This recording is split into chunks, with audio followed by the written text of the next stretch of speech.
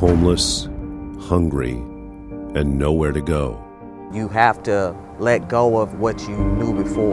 WIS's Ben Hoover finds out firsthand what life is like. People will cross over the street to get away from them. We dig deeper into a phenomenon transforming our culture. Left my family at home, my wife and my 2 children. I'm gone for 3 days. Those struggling to reclaim their lives. Finding hope in hard times. Maybe it's you or someone you know, families one paycheck away from living on the streets, thrust into poverty. It's a sobering reality for more than 1 million families in South Carolina. Good evening and welcome to our special report, Hope in Hard Times. I'm Ben Hoover. This is our conclusion to a month-long effort to show you the lives of those barely scraping by. We're in Finley Park in downtown Columbia, where many homeless people will be sleeping tonight. I found out firsthand, giving up the comforts of my own life to see what it's like to be homeless for 3 days. Here's a look inside my experience. We'll see how it goes. We will see how it goes. Here we go. With nothing but a mini camera, the clothes on my back, and a beard 5 days in the making, it begins. My attempt to blend in with Columbia's homeless, hear their stories, learn more, get a sense of their struggle. This snapshot shows me checking in at Oliver Gospel Mission, a men's shelter, my home for the next 3 days. The staff expects me. The men who stay here do not. In some cases, it breaks your heart. Like anyone seeking help, I'm taken to a cramped office tucked away upstairs. If these walls could talk, the stories would crush you. With all of life's safety nets, lifelines, exhausted, men show up here broken. It's Jeremy Lawhead's job to listen. We had a guy who was in the Hand Up program who was homeless for a very long time. He said because he was mad at God. He had given up hope. The many stories of lost hope since the recession I learned from Jeremy tell of lost jobs, lost homes, broken families. The bottom of the barrel leads many to life on the streets for the first time in their lives. How do those businesses start hiring again?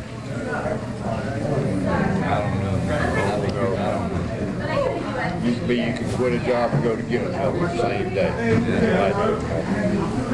Stories of lost jobs and scenes of despair are around every corner. In the soup cellar at Washington Street Methodist Church, the conversation at my table turns to the economy. What do you think it's going to take to turn it around? The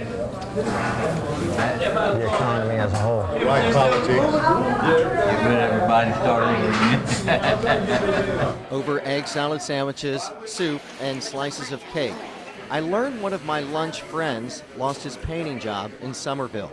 The other, fresh off a 4-year prison sentence, his sex offender status isn't helping matters. I'm on probation with mom, so that limits me things I can do. Despite his limits, he assures his job search starts tomorrow. You'll find something, just keep at it, don't get discouraged, man. Just keep on going. I appreciate that. Yeah, man. Good luck to you too. After lunch, I have time to kill before the line forms for dinner back at Oliver Gospel at 4:30. Doing nothing, I've been told, is part of this life. Boredom sets in.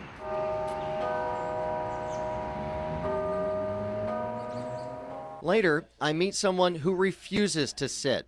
If hope had a face, I'm convinced this is it. Last year, Donald moved back to South Carolina to be near family with no job, very little money.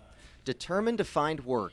2 weeks later, an offer. My job shift, they were working from 12 at midnight to 8 in the morning. Everybody was sleeping, you know. Facing a third shift, no car, and no bus routes that late, Donald was close to walking away. Until he walked in here. Oliver Gospel offered him a free place to stay, walking distance to work. You got to make every effort to help yourself. Helping yourself is the mission of Oliver Gospel's Hand Up initiative, a growing program aimed at finding jobs and teaching some the skills to keeping jobs. 2 years ago, 2 men graduated. Last year, 2 dozen. They want to get out. Time is of the essence. 2 months to get men jobs is the goal. After that, their chances of staying homeless forever skyrockets. But motivation is all around. In Donald's eyes, homelessness is no way to live. Somebody come through acting like they're all crazy, talking to themselves and stuff like that. Don't say nothing to them. How you doing? Keep on walking. They tend to be a little more isolated from the rest of the crowd. They distance themselves. For Donald, keeping his head up paid off. He's now in his own apartment, still walking to work, but looking to buy a car soon. Donald decided when he got here that he wasn't going to stay here. With a smile on his face, Donald left behind a life he never wants to return. Scenes of desperation I see at dinner with my own eyes.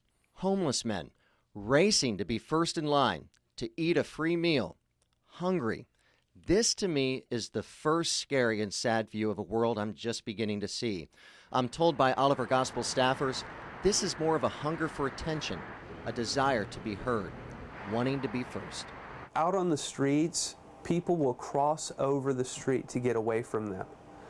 In here, they are as valued as anybody else who walks in that door. Walking in Oliver Gospel Mission, eating and sleeping here must be earned.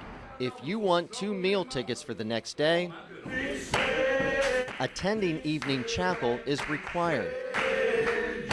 As life races by outside, inside, minds are calm, hearts begin to be healed. If it's raining, if it's snowing, it doesn't make any difference. Our love for you will never change. Amen. Yes, thank you, Lord. I begin to see with my own eyes the transformation process this place is known for. In many cases, finding a job is half the battle. Instilling and nurturing a sense of purpose keeps men from coming back. It strikes me here in this service that shelters like this are telling men yes, yes, come in. Yes, we will help, when in so many corners of their lives, they've been told no. Everybody deserves respect and, that dignity. And it is remarkable how much the little things change people. The treatment men get here comes with rules, strict guidelines I hear from some homeless men that keep them away. Violence, smoking, drinking, just to name a few, could lead to a lifetime ban. Breathalyzers ensure not a drop of alcohol is in anyone's system. Anything other than a 0.0, you're out. 0. A 0 for me means I'm in for the night. Lights out at 10, lights back on at 5:30. Good morning. It is 5:30 at Oliver Gospel Mission, and I wanted to show you kind of what you get when you stay here. Toothpaste, toothbrush, washcloth, shaving cream. Clearly I did not use that the whole time, and you have to take a shower when you're here. Hygiene is important. They want the guys cleaned up, and this is the shower. Not too bad. Hot water. I did not know this before I stayed at Oliver Gospel Mission. 6 o'clock they serve breakfast inside the shelter. Right after that, you are back out on the streets. It's nice being out this early in Columbia, but again, I may be homeless, I'm not hopeless. And I've run into a lot of men who are hopeless right now. But Oliver Gospel Mission is showing them that there is hope. And that's a pretty doggone good thing. Coming up, some of the other faces who shaped my experience, those who found the fortitude to keep going even in hard times. And later in this program, an overwhelming response and a community taking action.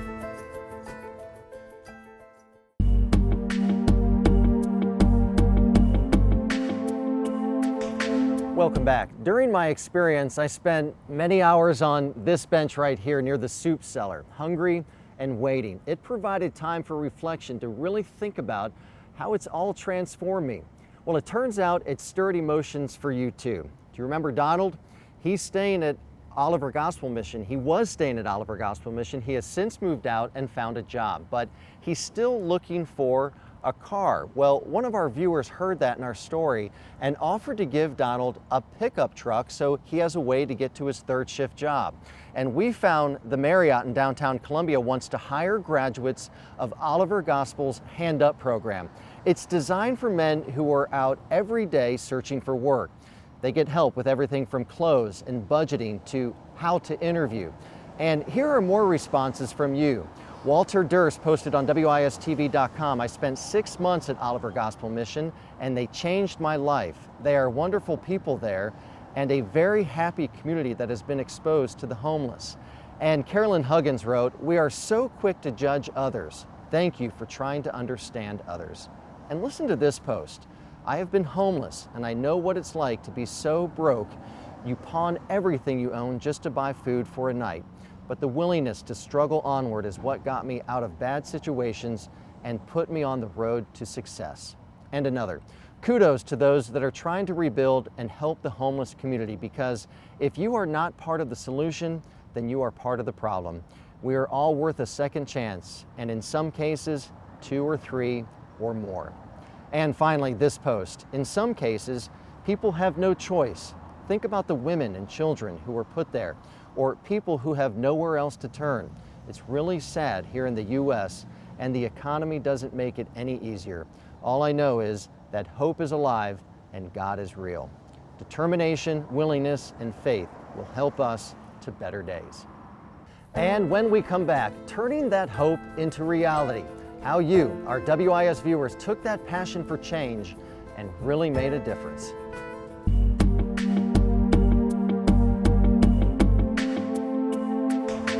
We're here out in front of the WIS studios on Bull Street in downtown Columbia. Following our stories, we partnered with Oliver Gospel Mission for a fundraiser that we called a Hope-a-thon. It was an all-day event that truly proved your dedication to give back to the community. For nearly 20 hours, volunteers answered phone calls from generous WIS viewers wanting to help. Oliver Gospel Mission receives no public money. Every dime comes from the Midlands community, most of which comes from individuals. And through this effort, we saw the Midlands community coming through with pledges from $20 to thousands of dollars. Jim Hudson Automotive Group wrote a check for $25,000, a big sign of hope in tough economic times. Who knew a story assignment given to me 1 month ago would turn into this? An entire community reaching out to help the homeless. In the end, the Hope in Hard Times Hope-a-thon raised $70,000 for Oliver Gospel Mission. It's been a great team effort with WIS, and thanks to all the community. From the entire WIS family, we'd also like to thank our viewers who wanted to show there is always hope, even in hard times. Throughout this process, I've gained great insight into the lives of ordinary people who are struggling against extraordinary circumstances.